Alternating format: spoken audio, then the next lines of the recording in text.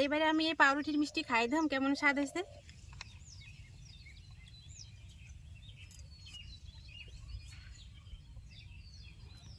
অসাধারণ, পুরো মুখে দিতে মিলাই গেল গা।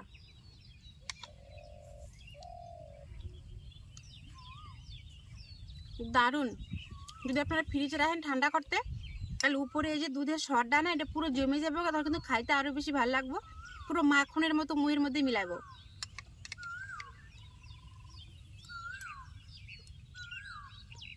দারুণ। আর আপনারা কিন্তু অবশ্যই বাড়িতে একবার হলেও বানিয়ে দেখবেন আসলে এটা খাইতে কতটা স্বাদ হয়। তা যদি আজকে আমার সহজ রেসিপি এই পাউরুটির মিষ্টি আপনাকে ভালো লাগে, তাহলে অবশ্যই এটা লাইক, কমেন্ট, শেয়ার আর সাবস্ক্রাইব করতে কিন্তু ভুলবেন না। আর পুরো এলাচের গন্ধে এত সুন্দর লাগা যাচ্ছে যে পাউরুটির যে একটা গন্ধ থাকে সে কোনো গন্ধই নাই।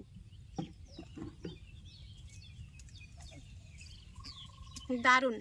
তার সাথে মুখে পড়া ধরছে কাজু বাদাম, তার তো অন্যরকমই একটা স্বাদ। তাহলে আজকের ভিডিও এনে শেষ করলাম। দেখা পরে একটা নতুন ভিডিওতে। নমস্কার।